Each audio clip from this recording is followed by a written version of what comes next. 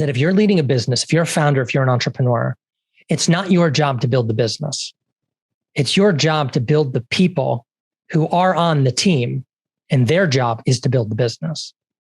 And so if you want to really accelerate and look at any really wildly successful company, that's what they do.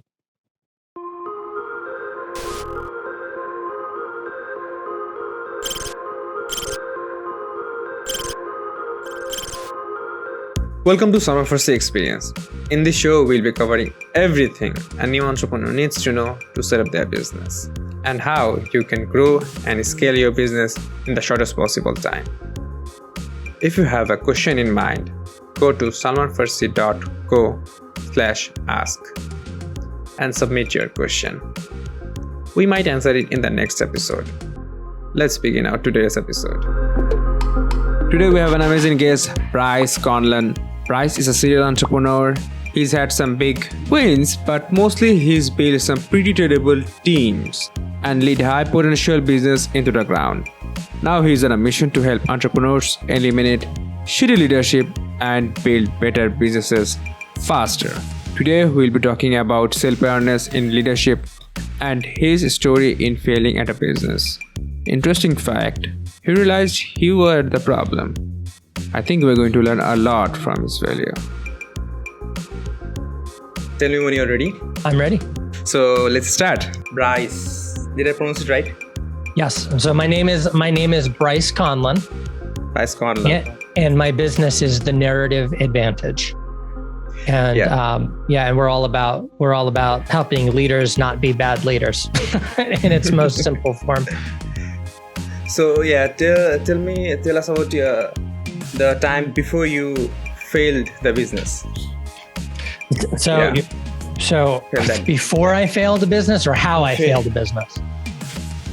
Before you failed that business. We'll get back to the how you failed and the other stuffs. All right. So I've always worked for myself. I've always been an entrepreneur.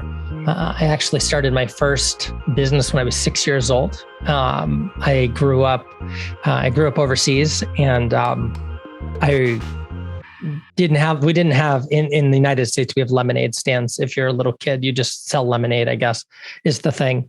And that we didn't do that. But my mom she's a gardener. And when I was 6 years old, I watched her in the garden one day. She was cutting the tops of her plants to prune them back. And she'd take the cuttings and she'd put them in water, and she'd root them, and then she could plant them again.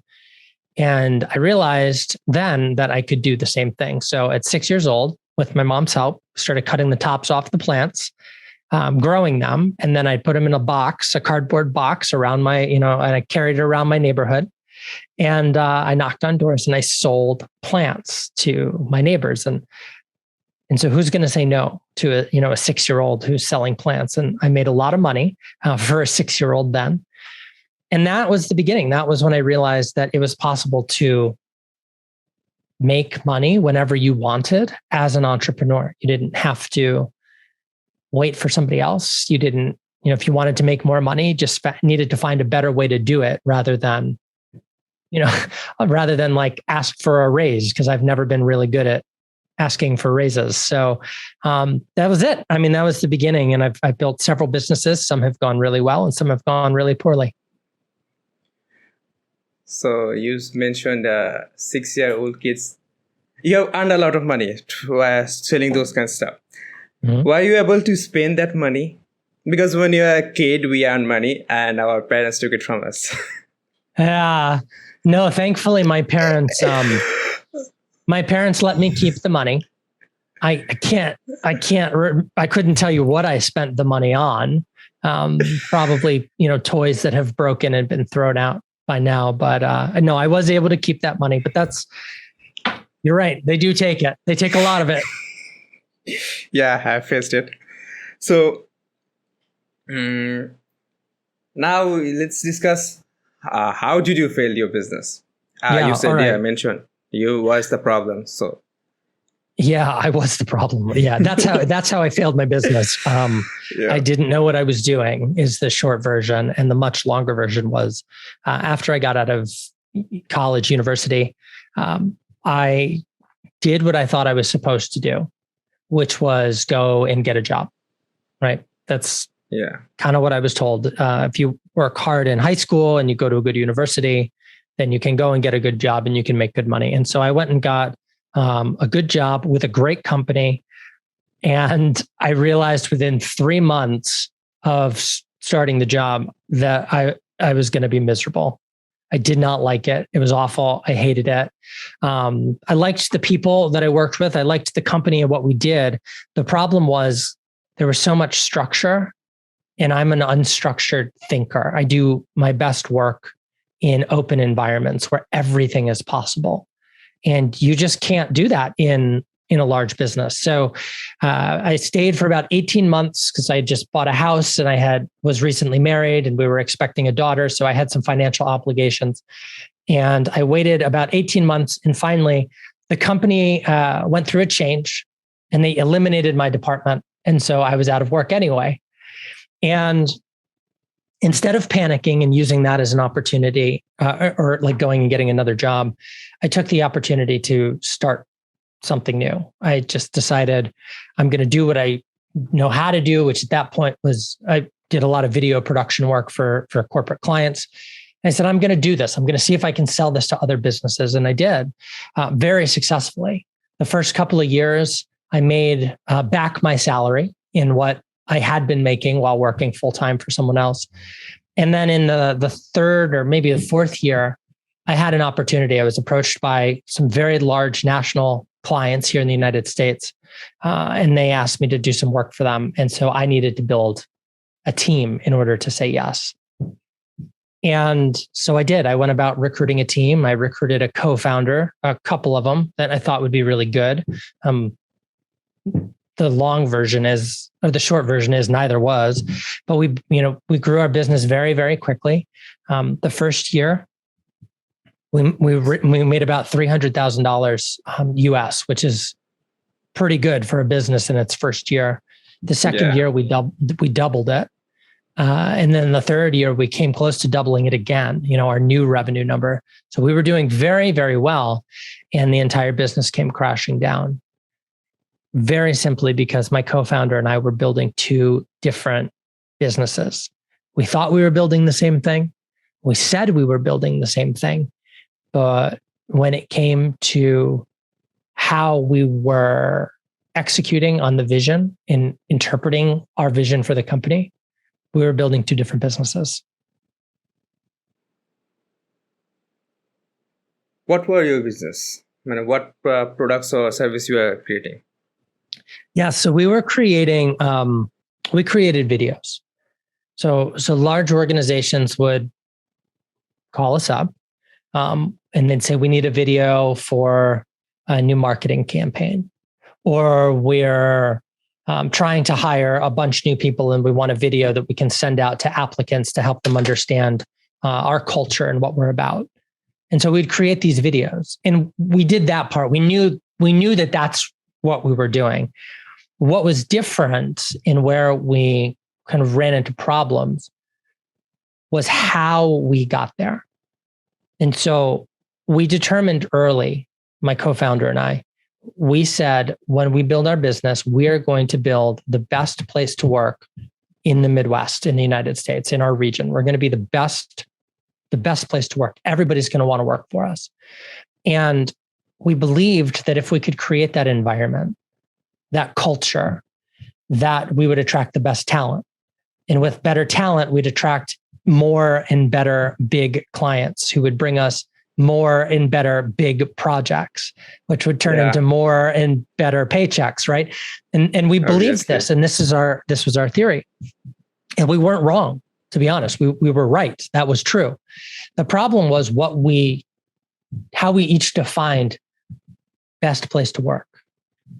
For me, I thought the best place to work was a place where I could be challenged, where people, myself included, could be challenged, where we could set big goals, have the support and the encouragement to go and reach those goals and feel like the work that we were doing mattered. For my co-founder, and he would never say this with, in his own words, this was my interpretation based on his behavior. He believed that the best place to work was a place where with limited, where he could pay his bills with minimal effort and a small amount of accountability. He just wanted to kind of do his thing and get involved with the parts of the business that he thought was fun. And he didn't want to do anything that he didn't think was fun. And he didn't want anybody asking him like to actually perform. And so you can see very quickly how things would start to fall apart because everything became a fight. Everything became a battle. There was tension, sleepless nights, frustration. And it didn't take long before things just absolutely unraveled. So basically your partner was not willing to take responsibilities. From my perspective, there was an element of that. I think it was more than that, though, to be honest. I don't think, let me say this, because I don't want to paint him in a bad light unnecessarily. He's a good guy. He was a good guy then. He is a good guy now. And he's smart and he's caring and he's compassionate. The problem was, I don't think that he knew himself well enough to know what he should say yes to. Right. And so the things that were necessary to building a business, he just wasn't able to do. He was burning out. He was tired. He was, overwhelmed by. And if I'm being honest, I also didn't know myself well enough or really have the maturity as a leader to help him to see who he was and who he could become. I just saw him as a problem and an underperforming co-founder who needed to be dealt with or terminated immediately. And that attitude led to a separation, a very expensive separation as we split up the business. And it was a very expensive lesson learned, right? Both mentally, emotionally, and financially. So what was the main problem? What was the main problem? You said, Bryce. I mean, the main problem was me. I was the main problem. Nobody really teaches you how to be a leader. And there's like a myth out there that says you're either born with it and you're a good leader, or you're not born with it and you're not a leader, you're a follower. And that's it. Like that's kind of, you're in one of two buckets. That's it. And I think that myth stems from the fact, because it is a myth, but it stems from the fact that some people are able to figure it out. They learn the lessons somehow. And some people don't. Unfortunately, people who don't figure it out, and this was me for a long time, are still capable of getting into leadership roles. And that's a tragedy, really, because now you have people who have no business leading. They can't lead themselves. They don't have the self-awareness. They don't know how to really be human, in relationship with other humans, because it's complicated, it's ambiguous, it's esoteric. And they don't know how to do that. I didn't know how to do that. And yet I was responsible to lead a team of people. I had no business leading. And so what was the problem? I was the problem. I had no idea how to lead people well. And unfortunately, for founders, for entrepreneurs, for mid-level managers, for CEOs of companies large and small, they are often the problem. It is the leader who is most often the problem. Nobody will tell you that if they work for you, because how do you say that to the boss? That like, hey, the reason why we're failing is because of you. So it turns into a tragic case of the emperor having no clothes, if you're familiar with that story. Yeah. So when did you start your business, this business? I think we started that business in 2017. Yeah. So it was the spring of, I think it was 2017 when we filed our formal paperwork as a company with multiple founders. I had been running my own business since 2014. Before that, it was under my name, and I was just It was just Bryce. If you want video, call Bryce. And in 2017, we gave it a name, we gave it a brand, we brought some other people in, and we really looked to scale and build the business. And honestly, by the end of early 2020, long before the pandemic happened, that business was dead. So basically 3 years. Did basically. you took any investments? Thankfully, we did not. We were completely bootstrapped, thankfully. Yeah. Although on the other hand, I say that nobody's ever asked me that question. So I'm processing this in real time. On the one hand, I'm glad that we didn't have any outside investment, because I think that would have created added pressure and really, in some ways, contributed to the stress and the burnout.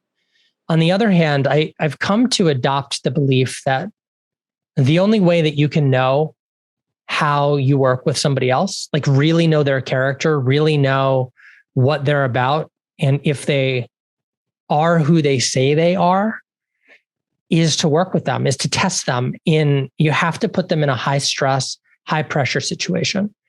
And so thinking through this out loud, looking back, I almost wish we had taken some outside investment, because it would have put pressure on us faster and earlier, because now we have investors that we're beholden to. And that would have created the pressure, and it might have helped us see the problem more quickly. The other thing that having investors on, if you have the right investors, and that's a big if, because there's some investors who just want to write you a check and take a piece of the pie. But if you have the right investors who also serve as guides and mentors, then they may have been able to help us see the problem and kind of head it off, where it wouldn't have led to, it wouldn't have been quite the destructive force that it was. So we didn't take any outside money, but now I'm kind of wishing that we had. There's a couple of questions comes into my mind. So what if that problems happen again? How would you handle it? Well, that problem happens all the time. I mean, every day, right? If you're in leadership, if you're a founder or you're an entrepreneur, there are no constants. Like every day is a new challenge. It's a new curveball. And that means that you have to be so keenly aware of what those changes are and how they're affecting every person on your team. That includes you, of course, but also the people who work for you. Because changes in the business, failed campaigns, big successes really do contribute to the mood of the business, the vibe, the ethos. And if you're not checking in with your people, if you're not aware of what's important to them, what they value, what they thrive on, then what might be a minor inconvenience for you could be devastating and completely demoralizing for somebody else. And so if you don't know that about yourself, about the people that you lead, if you're not helping them process through the big wins and the big losses, then you will run into this problem. It will create disengagement on your team. It will create employees who become lackluster in their performance. They'll stop caring. It will lead to a dip in performance. Like this happens every day. So it's not a matter of if it happens, it's a matter of when it happens, what do you do? Yeah. And I think the antidote, and I'm a firm believer in this, is that if you're leading a business, if you're a founder, if you're an entrepreneur, it's not your job to build the business. It's your job to build the people who are on the team, and their job is to build the business. And so if you want to really accelerate and look at any really wildly successful company, that's what they do. They recruit great people, help them achieve their highest and best, and then the people solve the problems and build the business. Yeah, you're there to set vision, but really, honestly, what you are is you're there to maximize the potential, the human potential of every person on your team. That is not a leadership skill that you've been taught. That's not what gets taught in schools. You get taught SWOT analysis. You get taught the SOSTAC method of problem solving. You get taught I mean, man, you get taught budgeting, you get taught, how to pitch investors, you get taught everything but how to really help people achieve their best. And that's the only thing you really need to know. You can hire the rest. Absolutely. So how did you discover yourself? Very, very slowly and very painfully. When you're in leadership, you will learn. You will learn these lessons. You will learn to become if you stay in leadership, you will learn what it means to be a good leader. You will learn how to do it eventually. But it's a very painful process if you don't have someone who's there to walk alongside you and help you process through what's going on, is the truth. And so the way that I learned is I blew up a business. And for probably 6 months, honestly, it could have been more than that, actually, because the founder didn't leave the business. The business didn't fail when my co-founder left. It didn't fail right away. It failed over time. And that's a longer, far more detailed story. But for the first 6 months after he walked away from the business, I was angry. I was depressed. I had a really hard time functioning. I didn't do anything, productive, hardly at all. I wore a lot of sweatpants and just, I had a hard time showering and shaving and getting dressed. And I was depressed, like really actually depressed, and just could not function. And that's how I learned, because for 6 months, I blamed him for everything. It's his fault. If he hadn't, blah, blah, blah, blah, blah. If he wasn't so, blah, blah, blah, blah, blah, then this never would have happened. It's his fault. Blame others. Yeah. And eventually I realized that I played a part in it too.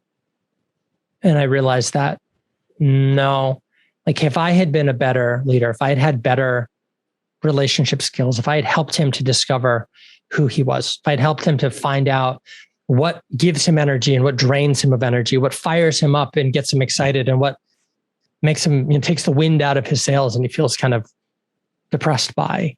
If I'd helped him find the areas where he could succeed instead of putting him in roles where he was failing, then we would have had a different outcome. Absolutely. So at the end of the day, yeah, he played a part in it, but I played a bigger part. So how did I learn? By running a very profitable business right into the ground in just about 3 years. That's how I learned. And I wouldn't wish that on anybody. Great. So let's talk about leadership. So how can someone develop their leadership skill? Yeah, well, so first, I think it's understanding that there's two sides to leadership development. And you almost only ever hear about one. And so there's the mindsets and beliefs, the principles, if you will, and then there's the practices. And almost everything that I've ever seen that's around leadership development is about the practices. It's just tactical, practical, do this, don't do that, right? It's checklists of this is good, this is bad. Here's something you might consider, here's something to avoid. But very little talks about the underlying principles and the mentalities and the attitudes that are critical to properly implementing the practices as a part of who you are as a leader, not as something that a framework that you need to pull off the shelf and employ when you find yourself in a situation. So the first thing you need to do is actually figure out what you think about things. And this is a strange thing to say because we all think we know what we think. And we all think that what we think makes sense and is right most of the time. And so the step number one is you need to find a way to poke holes in your belief system. You need people who are going to challenge you. And that means you have to get around people that you can trust, that you can be honest with, really honest with. You can tell them what you actually think about things. And they can tell you when they think you're making a mistake or they think you're being an idiot. And when you're around those people and you start to hear different points of view from this I call them your truth tellers from your truth tellers, then you will begin to identify for yourself gaps, blind spots. And now you can begin to fix the principles and the thinking and the attitudes and the behaviors. If you do that, then all of the practices, the tactical leadership skills, that's the easy part. The hard part is actually figuring out what you think. So step number one is you've got to get around. I fully believe you have to get around people who can help you see a 360-degree view of yourself so you can become self-aware. And the irony is that self-awareness requires other people. You can't do it by yourself. You have to be in relationship with others. And you've got to do that. That's step number one. The tactics, easy. Go pick up any book, listen to any TED Talk. You'll find that. Go take any business class. You'll learn the tactics. But first, understand your perspectives, your attitudes, and then the principles that govern your behavior and your attitude towards other people. Then, and only then, will the principles and practices stick and make sense. Does that make sense? I think it makes sense. Yeah, it does make sense.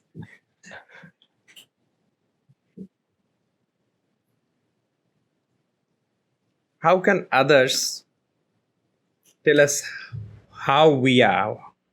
Actually, what kind of person we are? Well, they can't tell you who you are. Yeah. Usually.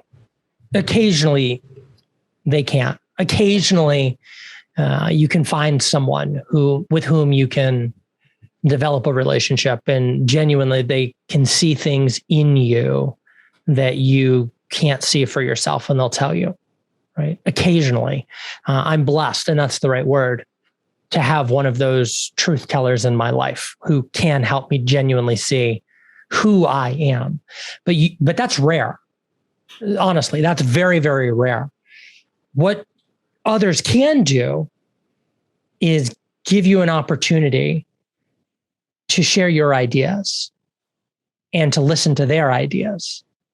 And when we bring two sets of ideas together in an honest, really honest way, we start to realize that the way that we see the world is not how others see the world.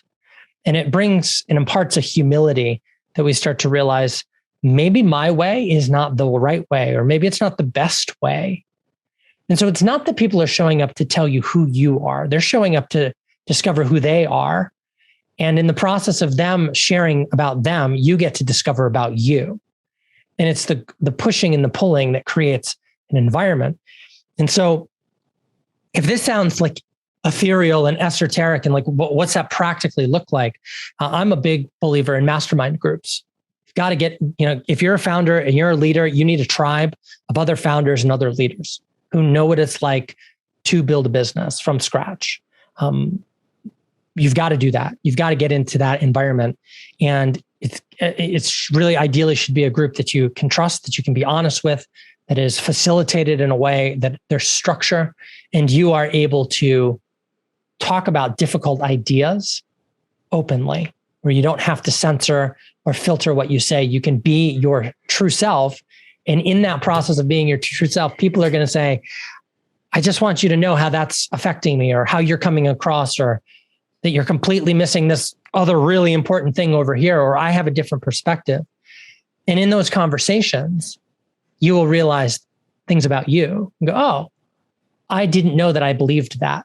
I didn't know that I thought that. I didn't realize that my behavior was communicating the opposite of what I was saying. But you can only do that in relationship. And by the way, relationships with your employees, if you're a founder and entrepreneur, is not going to count. They're not going to give you that honest, unbiased feedback. You need people who can give you the truth. And they don't care if they hurt your feelings, because they're doing it because they love you and they want you to be better. So that's how it works. It's not about someone showing up with an assessment saying, well, this is what it says you are. It's creating a sounding board environment where you can share your ideas and others will share theirs. And in that exchange, you will realize, you'll realize things about yourself that you cannot do if you just sit alone in a room and think about stuff. Absolutely.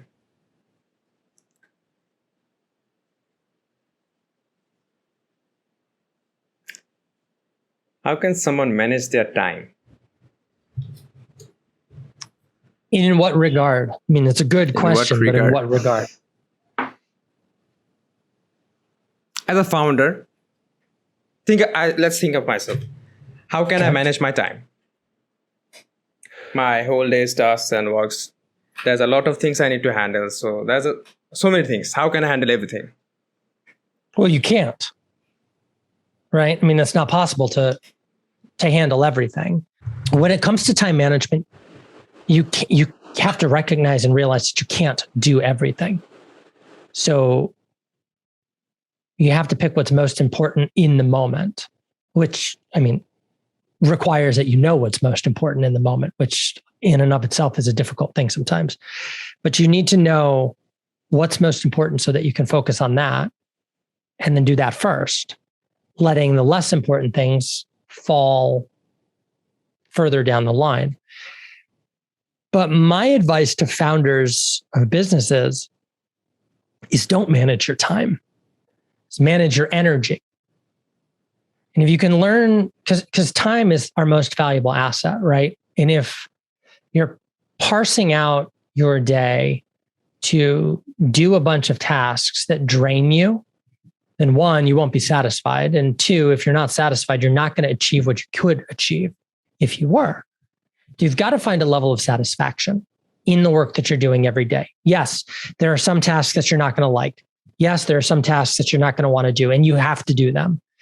But if you can learn to manage your energy, meaning you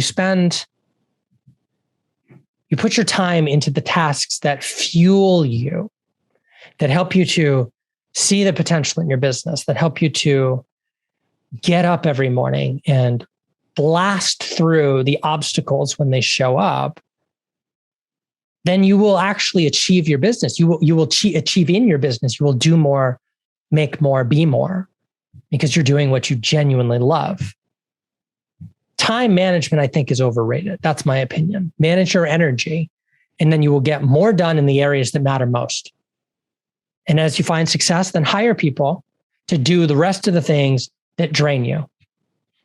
And if you can do that, then you're on the right path. Never think of that way. Why does most of the businesses fail? What's your perspective? Well, 100% because of the people, right? There's only two kinds of problems in business. There's only two. Every single problem in business is a people problem. It's a people-related problem, or it's a circumstantial problem. Like it's a situational problem. Those are the only two kinds of problems. And in 90% of cases, the situational problems are caused by people. So, outside of, say, a global pandemic or a massive economic recession or something that's truly genuinely outside of your control, which there are very few things that are truly genuinely outside of your control. Almost every problem that you encounter in business is because it's a people problem.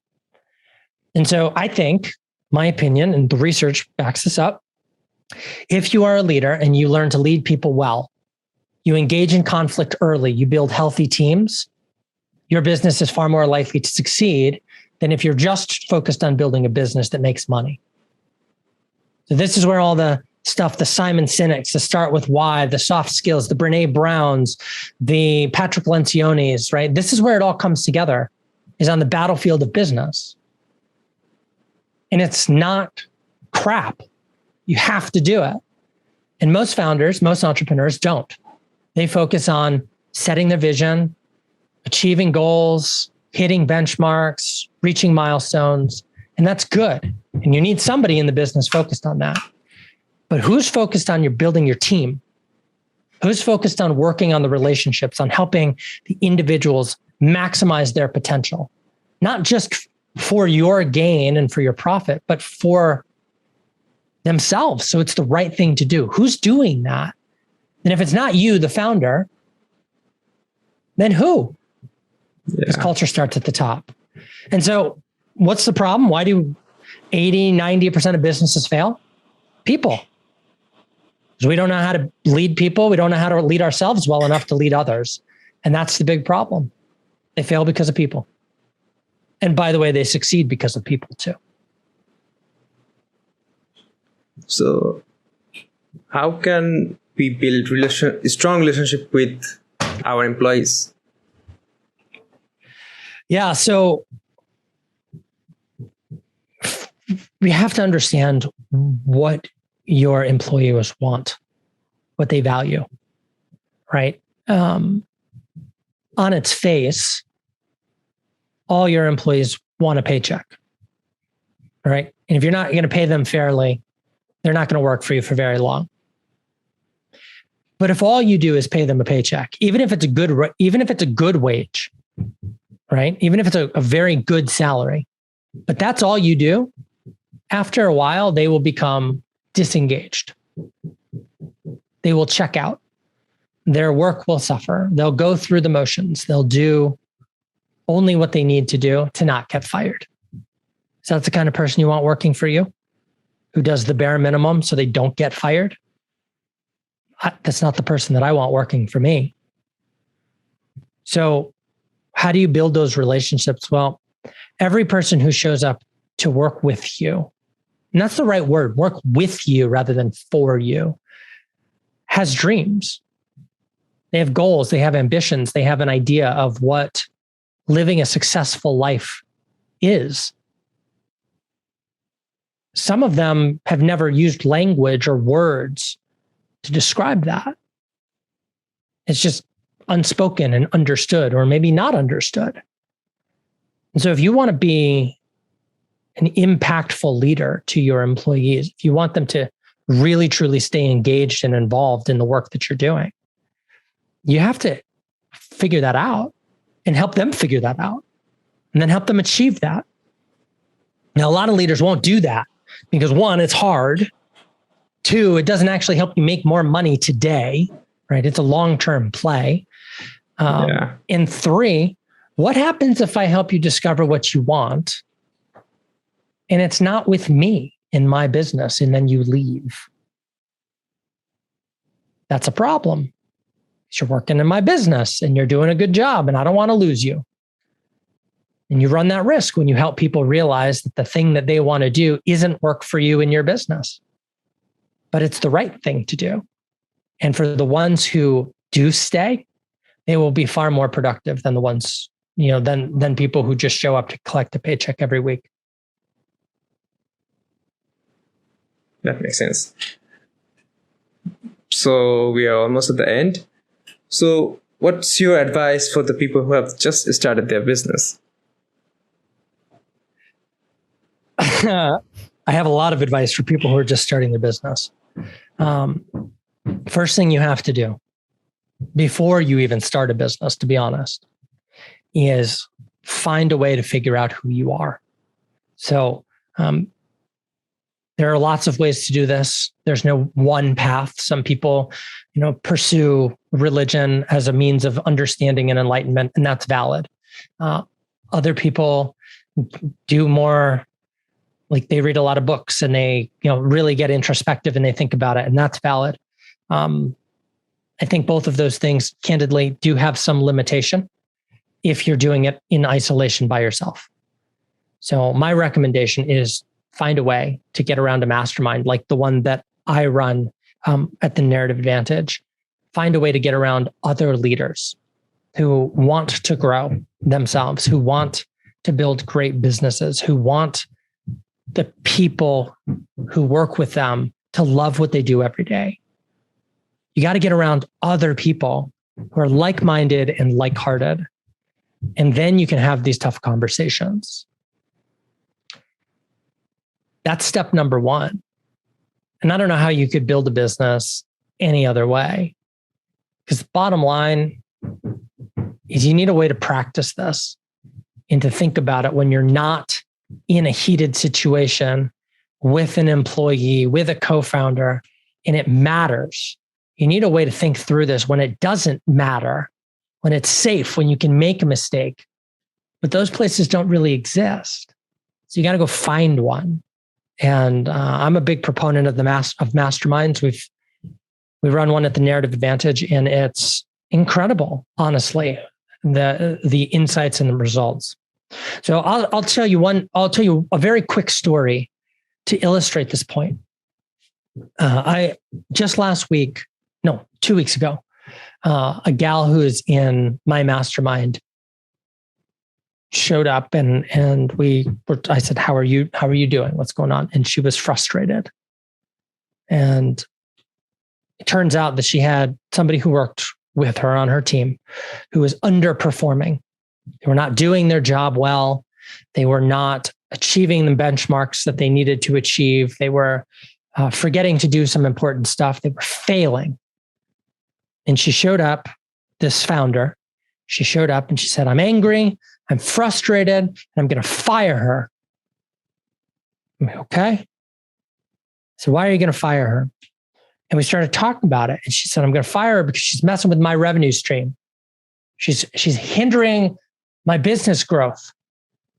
I can't grow. I'm at the risk of losing money because of this person. And when she would calm down a bit, I told her what I had heard her say. And I said,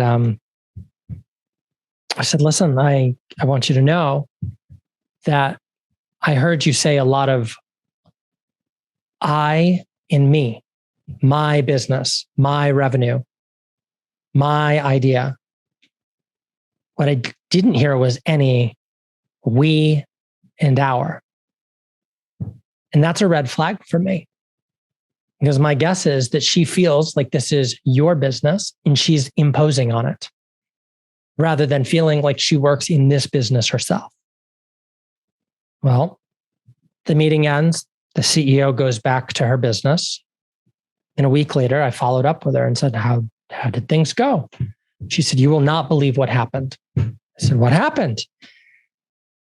And she told me that she had a conversation with this this team member who she was going to terminate. And they started to think about and talk about the difference and the discrepancy.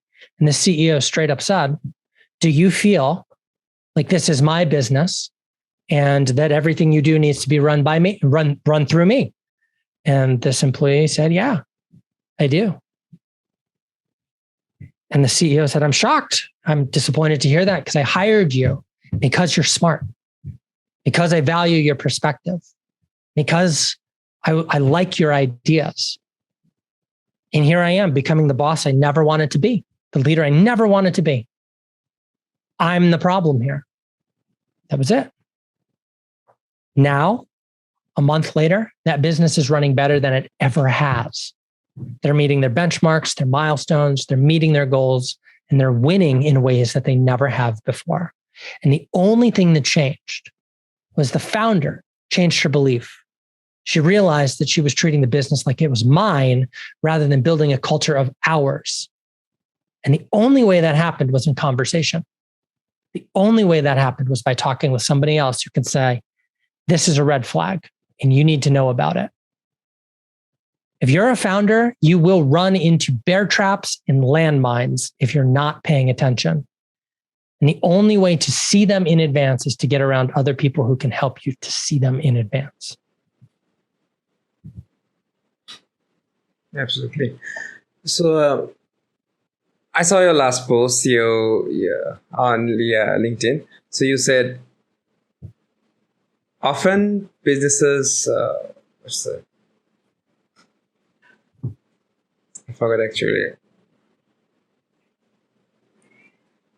Just forgot that. That's okay. Was it the post about founders being unqualified? Yeah. Yeah, I did post. I did post on LinkedIn recently. I had the realization that if you want to become a manager in a business, you start as an entry-level employee and you demonstrate some sort of management, natural affinity towards management, and then you get promoted. If you want to become the CEO, then you'll become a manager, and then you show some vision setting skills, and then you get promoted to director, and then you get promoted to vice president, and then finally to CEO.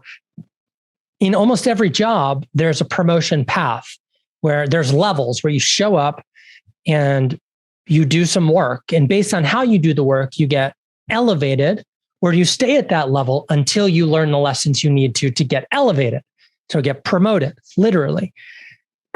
Problem is, if you're a founder, you don't have that. You just raise your hand and decide one Saturday morning that you're going to start a business, and congratulations, you are now the founder. You are the CEO. You are the leader. And you are likely unqualified to be there. It's true. And I speak from experience because I was unqualified to be there. So again, if you're starting something and you desire for it to succeed, you need a way to get qualified fast. And if you're not going to do it by climbing the rungs of a corporation, that's fine. But you do need to find a way to learn these lessons, and you got to learn them quickly now in a safe environment before you get out into the world with your team, with real money at risk, with real job opportunities and contracts on the line. You don't want to make those mistakes then. It will cost you a fortune. You got to learn these lessons now. So how do you get qualified? Well, there's a lot of different ways, and everybody's got their own ideas on that. I think the only way that I've seen that's proven, that's worked for me personally, get around other people. Other leaders, like-minded, like-hearted leaders who want the best for you and want to grow themselves. Absolutely. So where can our listeners find you? Where can you find me? I'm pretty active on LinkedIn. So my name is Bryce Conlan. I'm sure my name's in the show notes. That's a great place to find me.